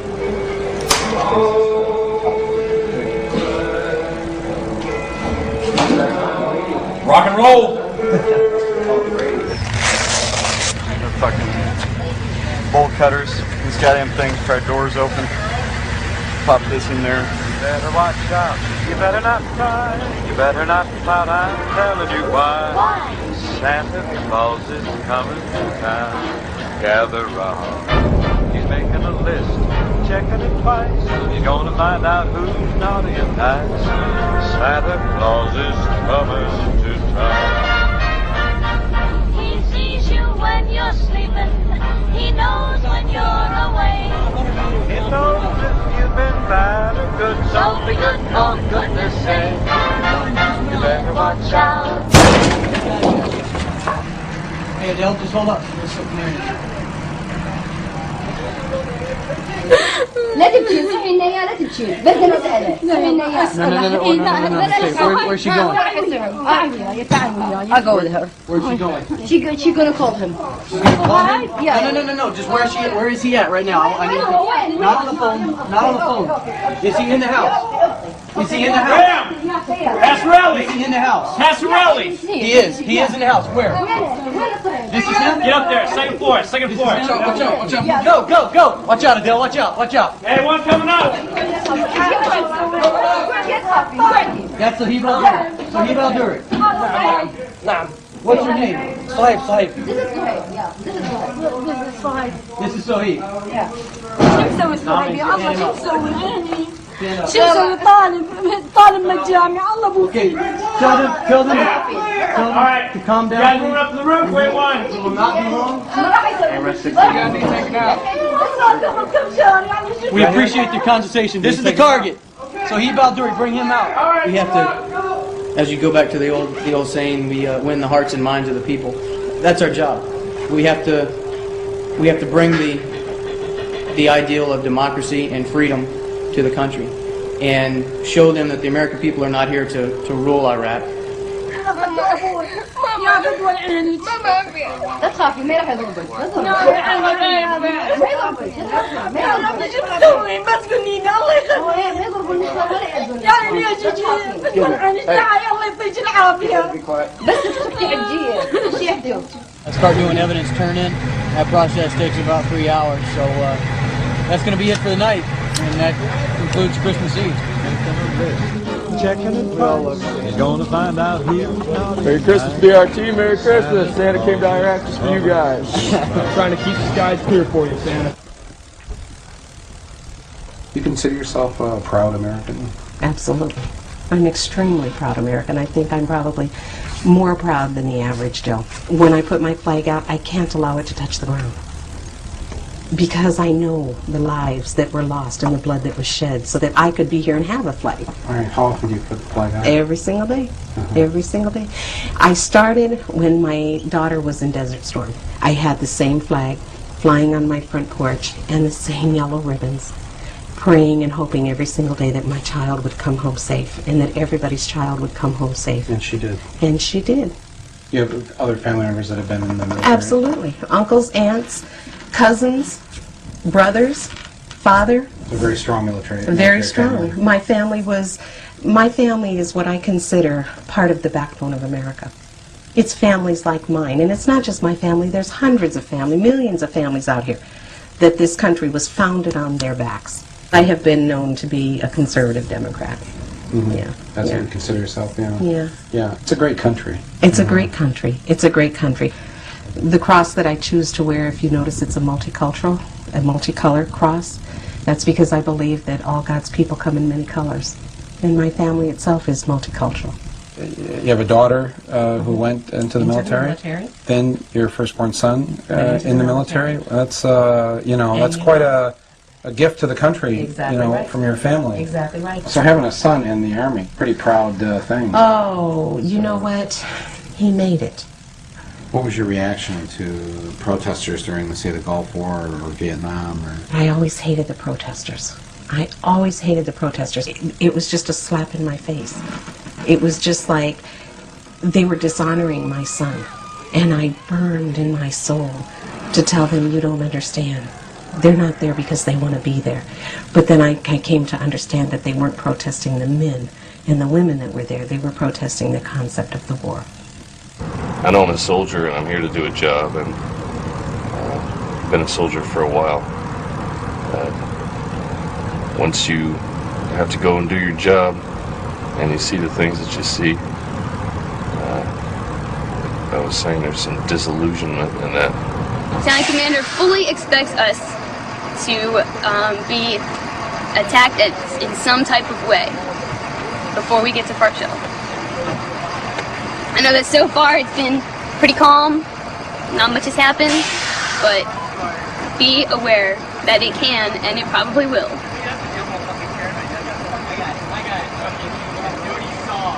They're beginning to organize themselves just in neighborhoods. The kids get together a lot. Well, you can't say kids, but guys about 17, 18 are starting to come together. And they hate us, just why I'm not really sure. Immoral behavior breeds immoral behavior. When a president commits the immoral act of sending otherwise good kids to war based on a lie, this is what you get. Hey, is he ticklish? Yes, he do. Don't tell me you don't know what it is. Still has a heart on. Some mama. Why are you touching somebody else? He touches dick.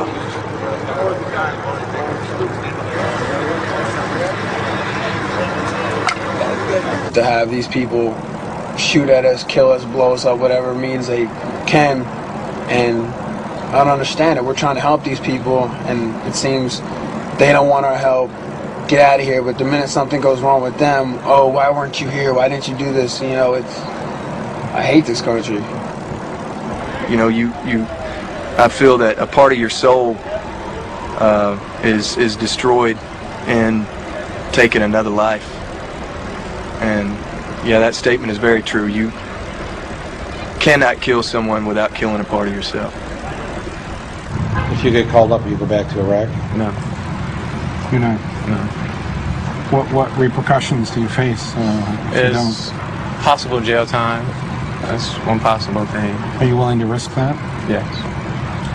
Yes, I will not let my person, I will not let anyone send me back over there to kill other poor people, especially when they pose no threat to me and my country. I won't do it. This is an impressive crowd, the haves and the have-mores. Some people call you the elite. I call you my base.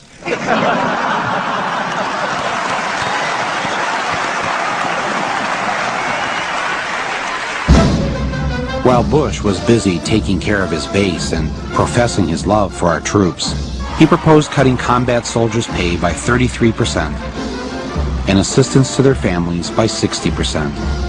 He opposed giving veterans $1 billion more in health care benefits, and he supported closing veteran hospitals. He tried to double the prescription drug costs for veterans and opposed full benefits for part-time reservists. And when Staff Sergeant Brett Petrikin from Flint was killed in Iraq on May 26th, the Army sent his last paycheck to his family, but they docked him for the last 5 days of the month that he didn't work because he was dead. They say they're not going to leave any veteran behind, but they're leaving all kinds of veterans behind. To say that we're forgotten, no, but I know we're not forgotten, but missed, yes. Yes, you know, there's a lot of soldiers that have been missed. You know, they've been skipped over, that didn't get the proper coverage that they deserve. They have a death toll, but they're not showing the amount of people that's being injured or being amputated because of the injuries, you know. Like, I still feel like I have hands. Yeah. And the pain is like my hands are being crushed in a vice. But they do a lot to help it, and they take a lot of the edge off of it, and it makes it a lot more tolerable. And I was injured in late April on patrol in Baghdad. A couple of guys come out and ambushed us. I got nerve damage and stuff like that. I've got a lot of pain. I'm constantly in pain. Take a lot of morphine to help with that and stuff. Doing, you know, just readjusting, getting life back on track. You know what I'm saying? Yeah, I'm not going to do what it is that I did before. I was a Republican for quite a few years, and for some reason they conduct business in a very dishonest way. I'm going to be incredibly active in the Democratic Party down where I live once I get out. So I'm going to definitely do my best to ensure that the Democrats win control. Iraq, Baghdad, I didn't know anything of those things. And we were in the hallway in the upstairs of our house, and he was crying, and he said that he was really scared and he didn't want to have to go to Iraq. So we were able to have a whole conversation about sometimes some fear is healthy because it keeps our senses about us. And that's when he told me that he had not told anybody else, but he knew he was going to Baghdad. We were, as everybody, we were glued to the TV. just glued, completely glued to the television in hopes of seeing a glimpse of him. Can't you please go over to where the helicopters are? Can't you please let us see him? Then that night, it was about 10-something, I went upstairs to the bedroom, and I was laying in bed and I was flipping the channels with the remote. All I heard was Black Hawk Down, South Central Iraq. What I can tell you at this hour is that last night the Army did indeed lose a Black Hawk helicopter. We are being told by officers on the ground that there were 6 occupants inside the Black Hawk. So the next morning, I got up and I said, you push those thoughts out of your mind. Okay, Jesus, I need you to come in. I need you, Jesus. You got to help me through this. The Army called me, and I remember getting on the phone and him asking me, was I Lila Lipscomb? And I said, yes. And he said, Mother, Sergeant Michael Pedersen. And I remember dropping the telephone. And all I can honestly say that I remember is, ma'am, the United States Army, the Secretary of Defense, regretfully informs you. That's all I know. The grief grabbed me so hard that I literally fell on the floor. And I was alone. I didn't have anybody to pick me up. So I literally crawled over to my desk and was hanging on. And I remember screaming, why does it have to be Michael? Why did you have to take my son? Why is it my son that you had to take? He didn't do anything. He wasn't a bad guy. He was a good guy. Why did you have to take my son? I can't imagine what it would be like to lose a son or a daughter or a husband or a wife, for that matter. And it pains me. You had his last letter? And it was mailed March 16th. But I didn't get it until probably a week before he was killed. Hello. Hey, Mama. Well, sorry I haven't been able to call. They took the phone 7 days ago. I got the letter and box. That is so cool. Your first grandson came the same day your oldest son did. How is everyone? I'm doing fine. We are just out here in the sand and windstorms, waiting. What in the world is wrong with George? Trying to be like his dad, Bush. He got us out here for nothing whatsoever. I am so furious right now, Mama. I really hope they do not re-elect that fool, honestly. I am in good spirits and I am doing okay. I really miss you guys. Thanks for the Bible and books and candy. I really look forward to letters from you guys. Well, I'll tell all the family hello and that I am doing fine. We don't expect anything to happen anytime soon. I cannot wait to get home and get back to my life. Tell Sputnik congrats, and I'll see my first nephew soon. As soon as I get back to the States. Hope you guys are doing okay. And keep sending the mail. It makes getting through the days easier. Well, I am on my way to bed, so I will write you guys soon. I love and miss all of you guys.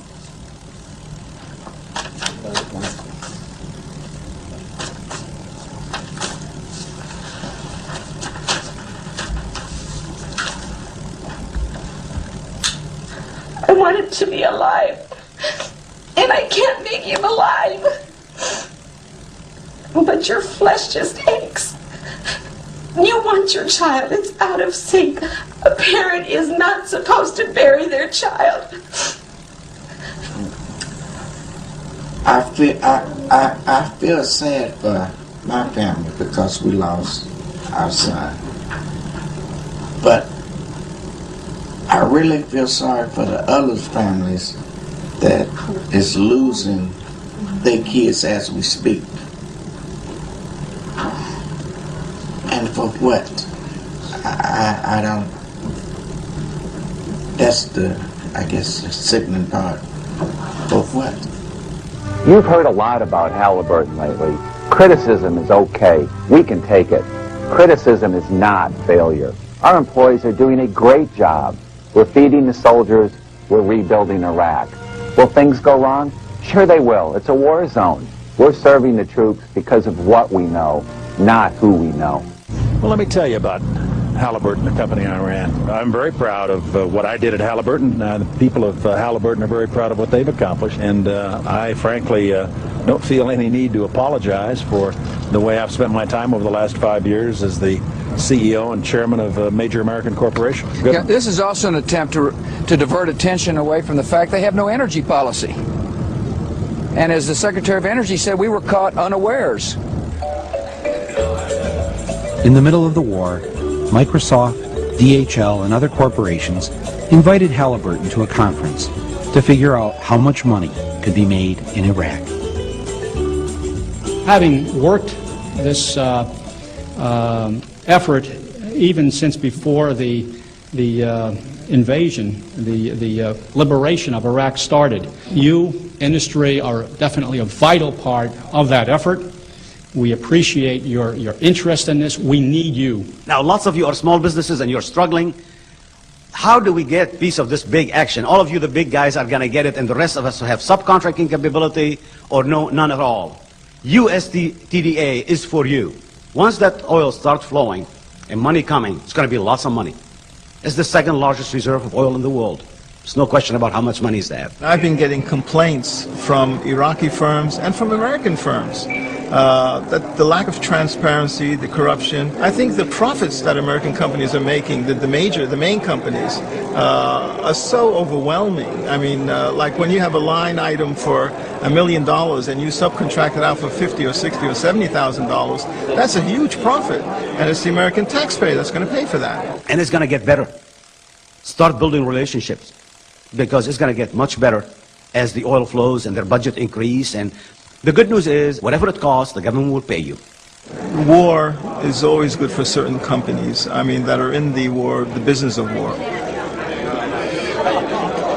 We're very proud of the work we're doing, again, in supporting the U.S. government and the U.S. military.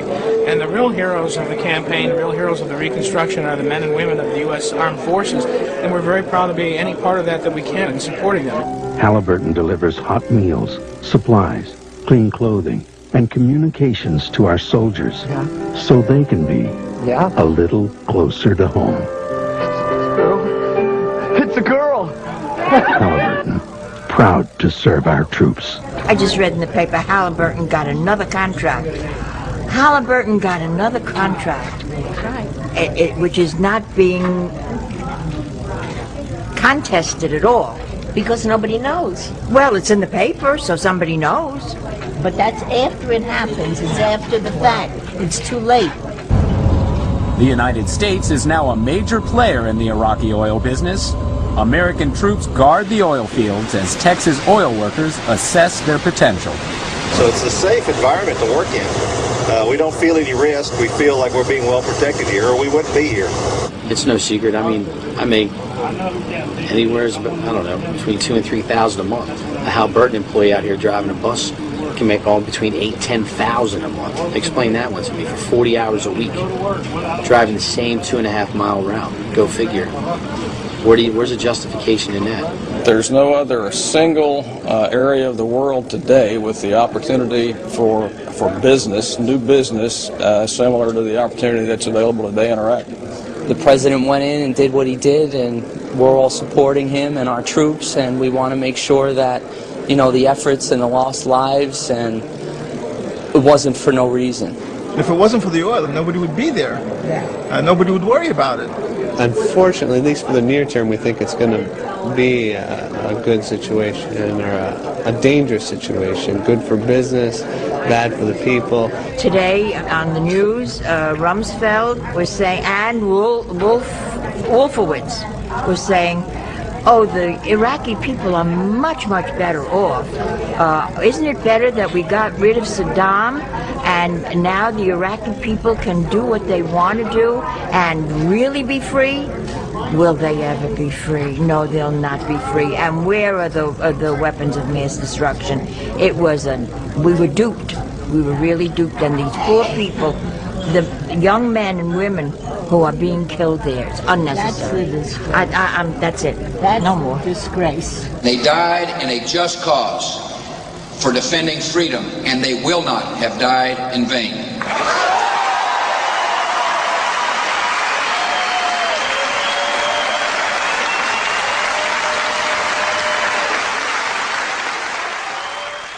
Lila had called to tell me that she was coming down from Flint to Washington, D.C. to attend a jobs conference. On her break, she said she was going to go and pay a visit to the White House.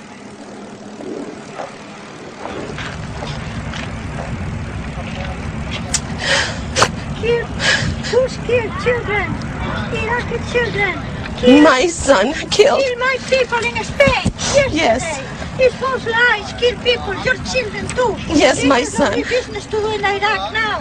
And they're killing all these young Americans. Yes. For what? For oil. Bush is a terrorist. No, he isn't. This yes, is all he staged. is. He's a Bush of This is all Iraq. staged. He's the My Bush son. of Iraq. Where was he You killed? tell me, my son. Where was he It's killed? not a Bush is the stage. Bush of Where was he Iraq. killed? He was Kill my killed in people in Karbala. Spain by lying. And driving April illegal 2nd. at night It's not to a stage. war. My son is They dead. didn't have to go to war. There are a lot of they other didn't have to people, too. attacking our people because of Bush. The family. Look at it. Blame Al-Qaeda. What'd that woman yell at you? That I'm supposed to blame the Al-Qaeda. The Al-Qaeda didn't make a decision to send my son to Iraq. Ignorance that we deal with everyday people, because they don't know. People think they know, but you don't know. I thought I knew, but I didn't know.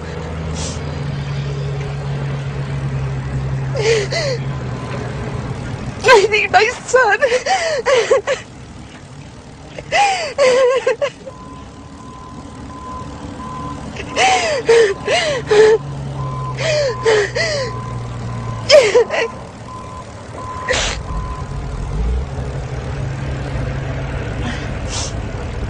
God's tougher than I thought it was gonna be to be here.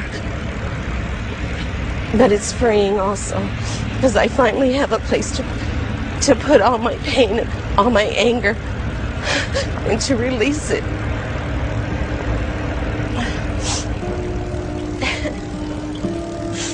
I guess I was tired of seeing people like Lila Lipscomb suffer, especially when, out of the 535 members of Congress, only one had an enlisted son in Iraq. I asked Corporal Henderson of the United States Marine Corps to join me on Capitol Hill to see how many members of Congress we could convince to enlist their children to go to Iraq. Congressman Michael Moore? Hey, Michael, how are you doing? I'm good. John Tanner. Hey, Nice to see. nice to meet you. Very nice to meet you. What y'all doing? Well, I'm here with Corporal Henderson, United States Marine Corps. Corporal, I was in the Navy years ago, 1968 to 72. We had Marines guard the base. You have kids? Yeah. If any way we can get them to enlist and go over there and help out with the effort. Got all the brochures. One of them's got 2 children. Oh, yeah. Well, see, there's not many congressmen that have got kids over there. Got only one. You know, so we just thought maybe, you know, you guys should send your kids there first. That's you know? right. What do you think about that idea? I don't disagree with it. Oh, you don't? No. All right. Oh, good. Well, here, take some brochures then. Here, at least take a Marine brochure. I think, yeah. And pass it around. Yeah. Well, Encourage the fellow members, you know, if they're for the war, to get behind it, you know, and send their own. thank you, man. Thank you, sir. Thank you very much. Congressman? Michael Moore. How you doing? Good, good. Trying to get members of Congress to get their kids to enlist in the Army and go over to Iraq. Congressman? Congressman? Congressman Castle. Congressman Castle. Congressman. Congressman Doolittle. Michael Moore. I'm wondering if, is there any way to... Of course, not a single member of Congress wanted to sacrifice their child for the war in Iraq. And who could blame them? Who would want to give up their child? Would you? Would he? I've always been amazed that the very people forced to live in the worst parts of town, go to the worst schools, and who have it the hardest are always the first to step up to defend that very system. They serve so that we don't have to. They offer to give up their lives so that we can be free. It is, remarkably, their gift to us. And all they ask for in return is that we never send them into harm's way unless it's absolutely necessary. Will they ever trust us again? He had used weapons. We know where they are. They're in the area around Tikrit and Baghdad and east, west, south, and north. There is a tie between Iraq and what happened on 9/11. The struggle can only end with their complete and permanent destruction. We wage a war to save civilization itself. We did not seek it, but we will fight it, and we will prevail. George Orwell once wrote that it's not a matter of whether the war is not real or if it is. Victory is not possible. The war is not meant to be won. It is meant to be continuous. A hierarchical society is only possible on the basis of poverty and ignorance. This new version is the past, and no different past can ever have existed. In principle, the war effort is always planned to keep society on the brink of starvation. The war is waged by the ruling group against its own subjects, and its object is not the victory over either Eurasia or East Asia, but to keep the very structure of society intact. There's an old saying in Tennessee, I know it's in Texas, probably in Tennessee, that says, "Fool me once, shame on you." If fool me, we can't get fooled again.